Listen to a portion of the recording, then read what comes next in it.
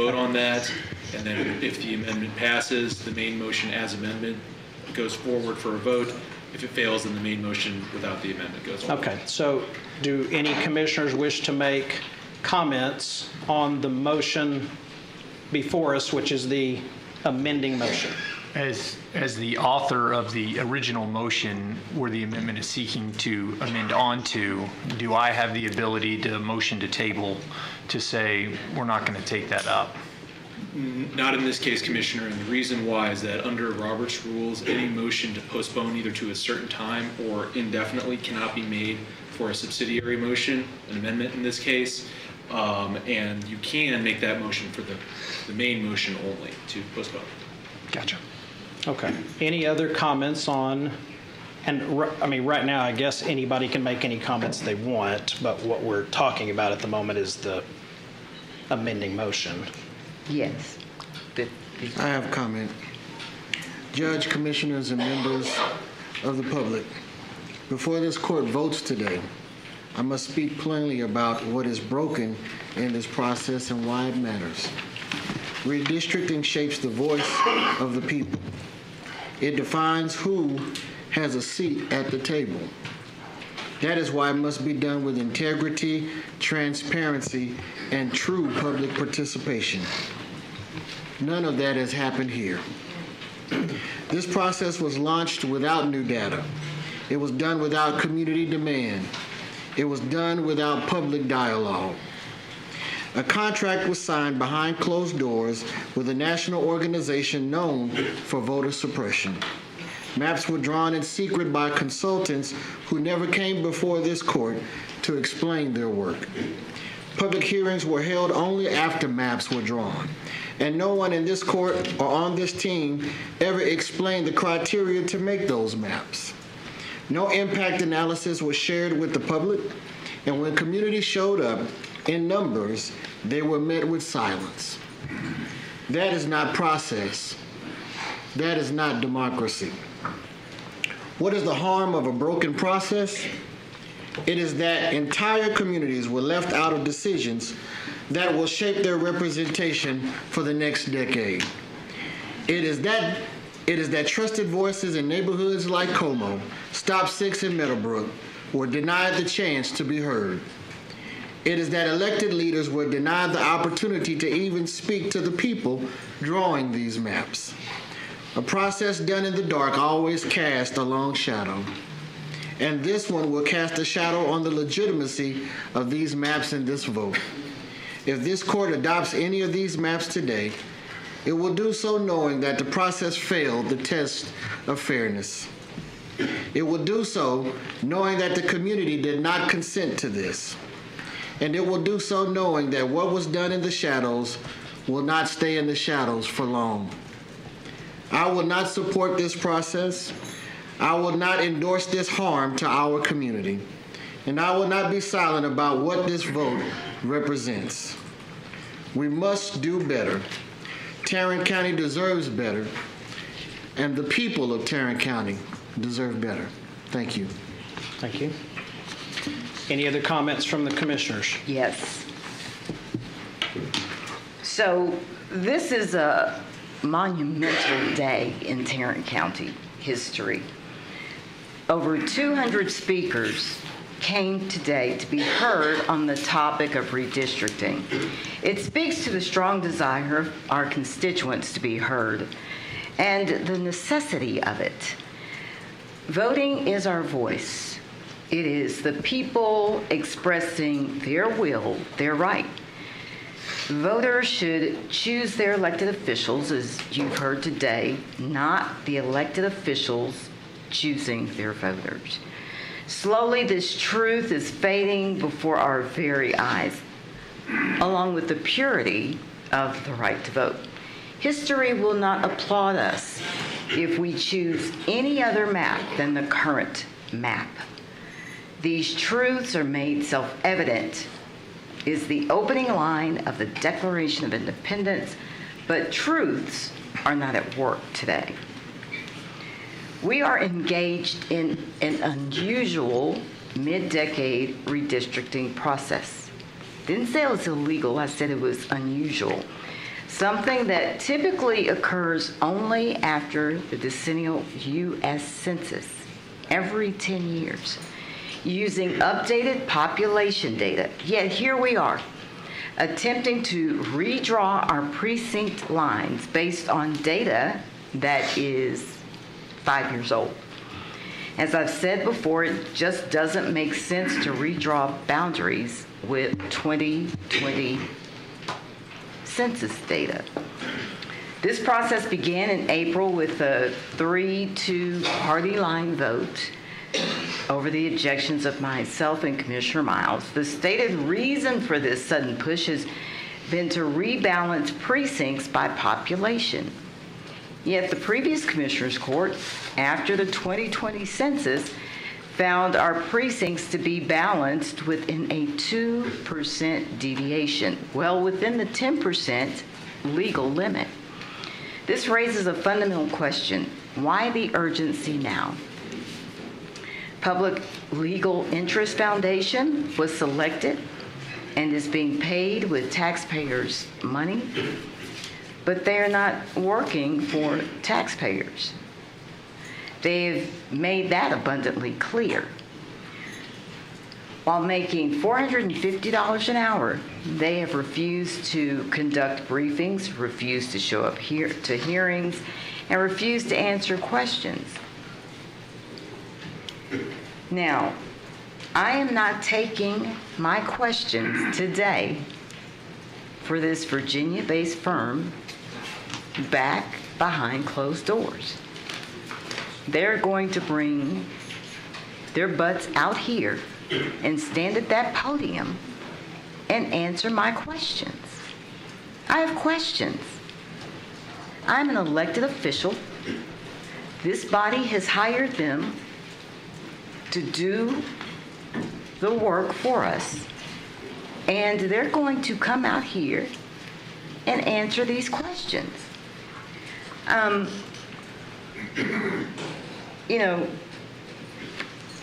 I'm going to continue speaking until they make their way out here.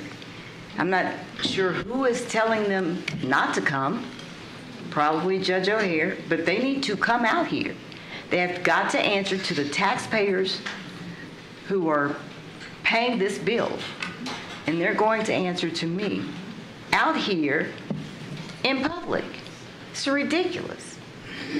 And then Pastor Edner said it best in her remarks earlier. Only weak leaders bully. Only weak leaders bully others. And I'm about sick and tired of weak leaders, particularly men. So I want PILF to come out here and answer my questions. And Judge O'Hare, quite interesting that today you cannot stomach being called a racist. However, you are memorialized on video on the Wolf and the Shepherd podcast proclaiming, quote, if you are a Republican office holder and you haven't been called a racist, then you haven't done a thing. So be proud of being called a racist today. Those referring to these maps and this process, and even you as a racist, have a constitutional right to do that. We have got to stop sitting up here violating people's First Amendment right. This is crazy. Again, we ran for these positions. Everybody doesn't love me. They call me all kinds of names. I take it. I take it on the phone. I'm not a wimp. I'm not weak. I put up with tons of bullying from you, but I'm still here. Now, let's talk about the individual brought in to lead this effort as the map maker. Adam Kincaid, speaking of weak men, where is he? Where is, we paid a demographer, a map maker, to draw these maps. and we cannot get an audience with him. In my one call with PILF, my staff and I were told when I asked for a meeting with the map maker that he was on vacation for a month. But he managed to crank out 5 maps in 2 days, okay? So I guess he pulled up from his vacation to send us those 5 maps. And let's talk about these other 2 maps that cropped up. Where's PILF? Where are they? They're available if the court would like to go into. They need to be available out here, Chandler. Who's stopping them from coming? I will answer that question. Okay. They have told me what they're going to do. They don't get to tell us, Tim, what they're going, Judge, Well- what they're going to do. Well, and you don't have subpoena power to make them come out here. So they have said they're going to be back there to answer legal questions if you have any legal questions. I don't And have if you legal don't have any questions. legal questions, they're not going to come out here and testify or be questioned. And that's what they have told me, and that's what's going to happen. No, that's not how that works. Well, I think it's how it's going to work, but It may be. it may not be how you wish it It's worked. not how it should work. They are That is your being paid prerogative by to this feel that way. county. So you directed them to stay back there. No, I did not direct them to stay back there. They Okay. told me what they were going to do, and I They don't think it's a get good to- idea, actually. They are the vendor. They don't get to tell us what they're going to do. Tell them to get out here, Chandler. And we made them aware of your request, and they made the same statement. Where that- are they posted up at? I believe they're back here in Back the where? secure area. What room? Back here in the admin area. Gerald, go get them. That's Tell them we're to not come going to out have here. a scene and a show here. I'm They've going to made- finish my comments. They've made their statement. They're going to follow A what they've vendor said. does not tell the customer what they're going to do. Who does that? So let's talk about this map maker. His professional history includes significant ties to partisan redistricting efforts. He has served as the executive director of the National Republican Redistricting Trust, and his past work on maps in other states was repeatedly struck down for racial gerrymandering. That's who drew these 5, then 7 maps. His involvement in previous redistricting cycles in states like Wisconsin and Ohio also drew criticism. To bring in an individual with such a track record, particularly one with a clear national partisan affiliation, to draw maps for Tarrant County casts a serious shadow of a doubt on the impartiality of this entire undertaking. The proposed maps, as we've seen, make significant and concerning changes to precincts 1 and 2, the very precincts that I and Commissioner Miles represent, which are majority minority. The SMU researcher has even analyzed these maps and concluded that they appear to be biased against non-white voters, potentially diminishing their voting power by packing them into precinct 1. This is not about balancing populations. This is about diluting the voices of communities of color. It's racism. The maps are racist. Anybody who votes for the maps is racist. This is racist. This is segregation. This is not segregation. You put these majority of African American, Hispanic, and Asian, you pack them, you segregate them into one of 4 districts. This Jim Crow.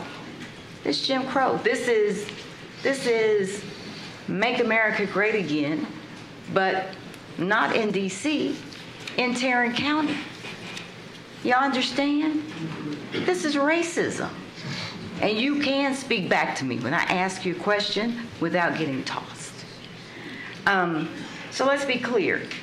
This appears to be a calculated attempt to strip representation from the very communities that we were elected to represent.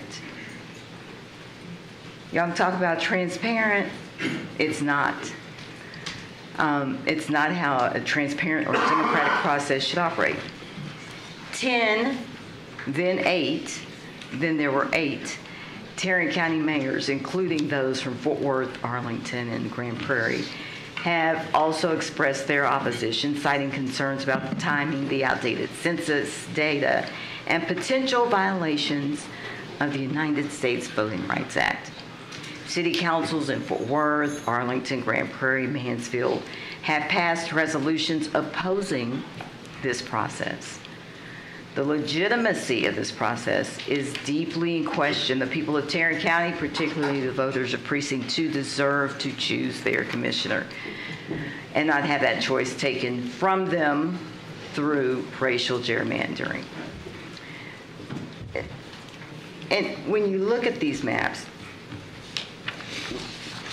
understand this. Grand Prairie will move from Precinct 2, the Tarrant County portion of Grand Prairie will move from Precinct 2 to Precinct 1. The last time Grand Prairie residents, Tarrant County Grand Prairie residents voted for commissioner, voted in the county commissioner's race was in November 8, 2022, when I was elected. And so they moved to Precinct 1 in the map that will get approved today. And so Commissioner Miles was just elected. There won't be another election for county commissioner until 2028.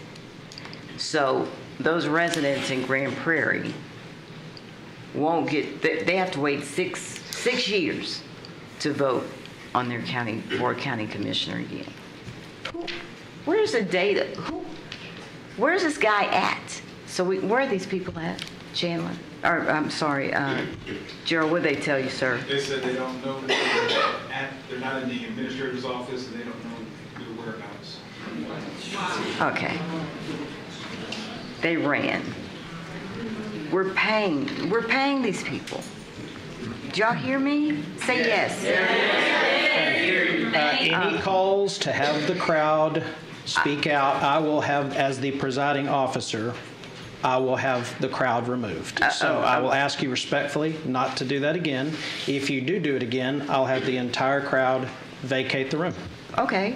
They probably don't care. It's probably time to go eat lunch. Everybody's not afraid of you, okay? But don't expect them to be. Okay. Yeah. Yeah, you do. Okay. So, the legitimacy of this process is deeply in question. It keeps being said that the county has not redistricted in 15 years. Yeah, that is not true. It's not true. It's not true. This county went through redistricting just 3.5 years ago with 2020 census data. The majority Republican Commissioners Court hired a local firm that deemed it unnecessary to redraw the lines. And the court members at the time, none of us were on the court, agreed 4-1 that the map from 2010 was in balance. Okay? Some of my colleagues keep stating that this is just partisan gerrymandering. Calling these maps a different name just does not change their impact to communities of color. It is simple. When you place all the minorities in one precinct, segregate, and remove economic benefits, it's racial gerrymandering.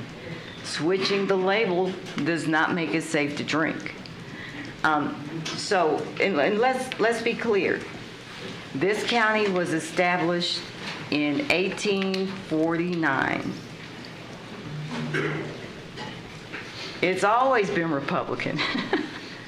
The leadership, the balance of power has always been Republican. So those that complained about their taxes, Republican values have been running this county since 1849. Out of control spending. One of the speakers got up and lamented. Out of control spending, I guess, has occurred under Republican majority commissioners' courts, because there hadn't been a democratically led commissioners' court. And then when you talk about those things, your taxes and cost savings, this current commissioners' court has been fiscally irresponsible. Let's just be honest. And I'm a Democrat. Judge O'Hare by himself, I don't care how many times he says it, lowering the tax rate below the no new revenue rate, I voted for that. Okay? That was not just the Republicans. I voted for that for 2 years. I voted on the budget. We have voted together on those things. He did not lower your taxes, your tax rate by himself. So let's be clear. I am fiscally conservative. Now, let's talk about fiscal irresponsibility. If this court had not been shamed, embarrassed into pulling out of Garza County in that private jail contract, $40 million private jail contract, if Commissioner Brooks and I, thanks to KRA bringing that to our attention, if we hadn't shamed our colleagues, we would still be sending our inmates to Garza County on a $40 million contract. So the fiscal responsibility came from the Democrat in that instance. We are not taking responsibility for the poor leadership at the jail. When you have 73 deceased inmates in 8 years, and we sit up here and approve every expenditure this sheriff wants, that does not get us to improve leadership at the jail. The deaths, the lawsuits, the litigation. A member of this court said in the Anthony Johnson case, I want the best defense firm in the country to come in and defend this county in the Anthony Johnson case. We saw Anthony Johnson murdered on TV cameras. Don't get me started about Texture Court and the $65 million that this county sunk into a flawed software system over 11, 12 years.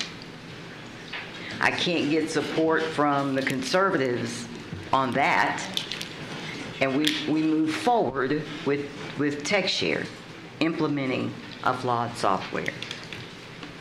Nobody saw it fit to say, let's stop this nonsense. Judge O'Hare, point of order. Yes. Can we discuss items that aren't on the agenda? And can debate be limited to the topic, please? I believe that is a permissible thing of a presiding officer according to Robert's rules, but can you clarify? The question is, can you limit debate? If apparently grievances are being aired about any and every vote that's ever been taken here or measures that have taken. Is there a legal authority to limit that related to this issue? Several of these things are not on the agenda. Matters that are not on the agenda cannot be voted on. Items that are being discussed should be related to an agenda item. That is the general rule. Agreed. And if they're not related to an agenda item, do I have the authority under Robert's rules to make I guess it's an order or a determination that it's not being followed and to stick to discussion germane to the issue? Is that within the purview of Robert's rules? It doesn't directly address precisely what you're getting at, but a remedy for that sort of thing would be if there were say, call the question if there were debate extending beyond the topic at hand. Okay, well, I now want to go into executive session for legal advice. So the court is now in recess for legal advice and executive session, and you don't have the ability to stop. I am not We're in recess. finished with my comments, That's and okay. if We're in you guys recess. stick around, I will continue when we Keep come going. back. Thank you all. Thank you.